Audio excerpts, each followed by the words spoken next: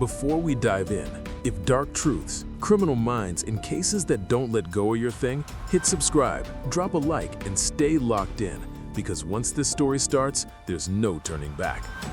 The first patrol car arrived just after sunrise, its lights washing over a quiet suburban street that looked too normal for what waited ahead.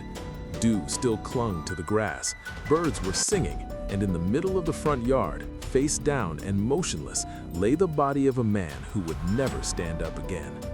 Officers knew immediately this wasn't an accident. The victim's clothes were torn, his shoes missing, the ground around him churned up as if a violent struggle had unfolded under the cover of darkness.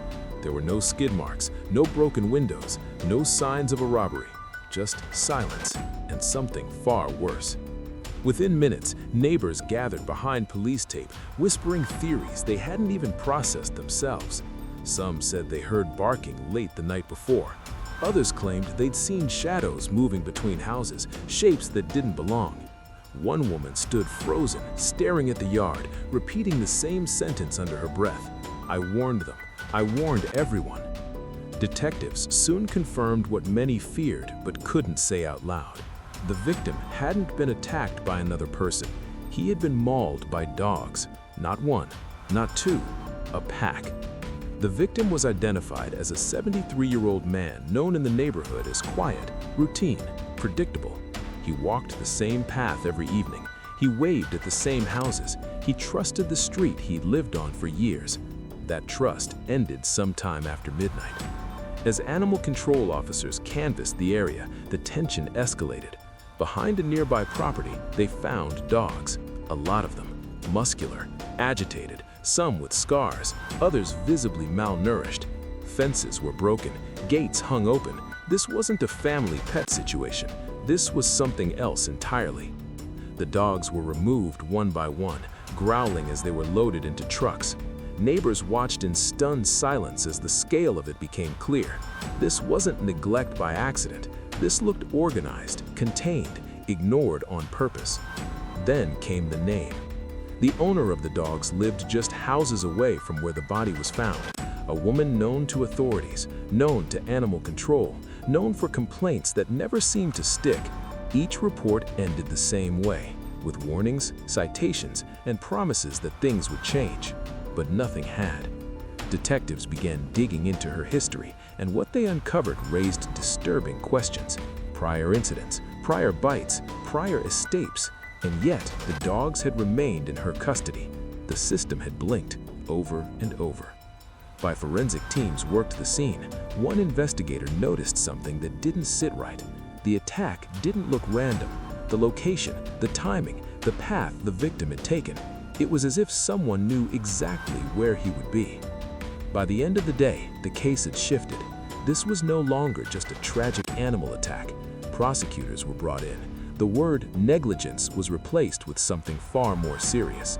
And when detectives finally opened the seized property's locked-out building, hidden behind warning signs and padlocks, they found evidence that suggested this death may not have been inevitable at all. It may have been preventable, or worse, intentional. By the second night, the neighborhood felt different.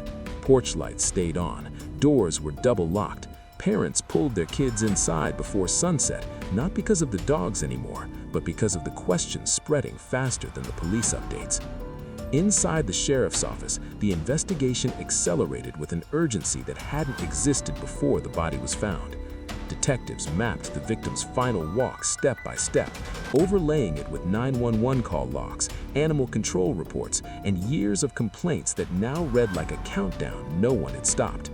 The owner's name appeared again and again. So did the same phrases: aggressive behavior, dogs roaming freely, fear for public safety. One report described a dog chasing a delivery driver into traffic. Another mentioned a neighbor climbing onto a car to escape snapping jaws. Each case had ended with a warning, a fine, a promise. Investigators interviewed residents who had tried to raise the alarm. A retired teacher broke down as she described calling authorities months earlier, begging them to remove the dogs after one lunged at her grandson. A young couple admitted they'd stopped walking their own dog entirely, terrified of crossing the street at the wrong time. Fear had become routine.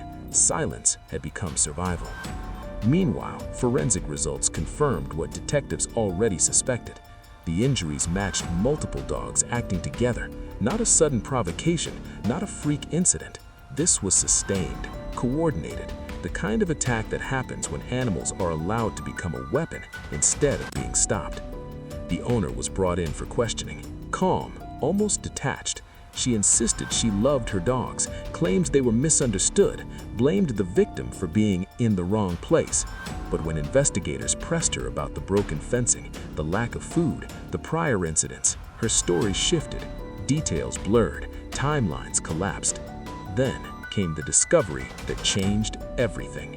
Phone records showed the owner had been awake during the hours of the attack. Text messages sent, lights on, movement recorded by a neighbor's security camera. She hadn't been asleep. She hadn't been unaware. She had been home. Prosecutors began to see a pattern that went beyond neglect. This wasn't about losing control. It was about refusing to regain it, about ignoring every warning because consequences never came, until now. As pressure mounted, something else happened. One of the key witnesses suddenly stopped returning calls. Another recanted their statement, claiming they didn't want trouble. Rumors spread that the owner had been warning people to keep quiet, hinting at lawsuits, retaliation, dragging names through court. Then, animal control completed their necropsies. The findings were devastating.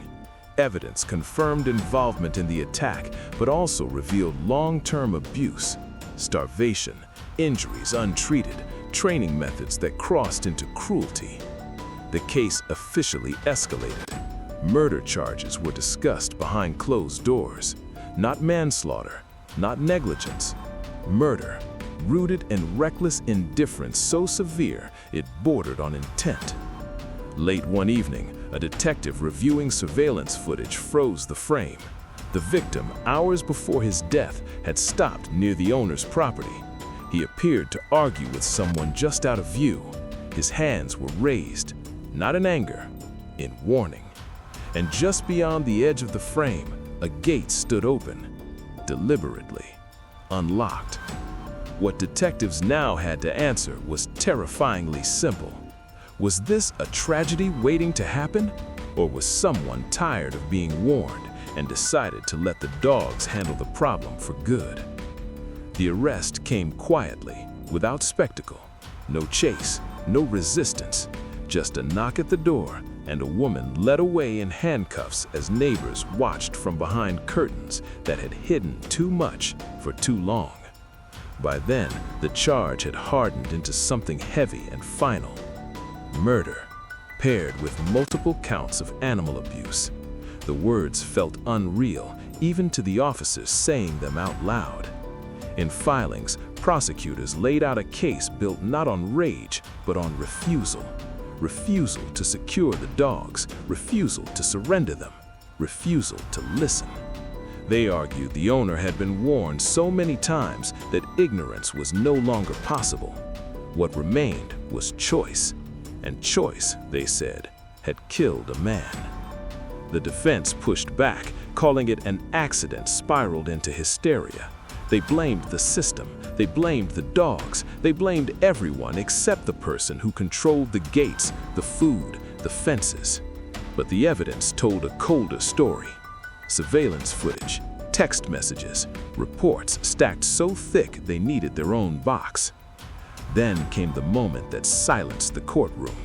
An investigator described the outbuilding behind the house. Inside, they found chains, training equipment designed to increase aggression, logs documenting feeding schedules that barely existed. This wasn't chaos, it was maintenance, a controlled environment where neglect wasn't a mistake, but a method. The victim's family sat motionless as photos were entered into evidence, not of the body, but of the path he walked every night, the same sidewalk, the same stretch of grass, the same place where the fence line broke and the gate had been left open. The prosecutor paused before speaking again. "He did nothing wrong," she said. Except trust that warnings matter. The dogs were gone by then, euthanized after the investigation concluded. Animal advocates argued. Neighbors grieved in a complicated silence. Some cried for the man, others cried for the animals. Many cried because they realized how close they'd come to being next. The trial didn't bring relief, it brought questions. How many complaints does it take before action is taken? How many near misses are acceptable? How often do we wait until blood forces our hand? When the verdict finally came, it landed like a dull thud.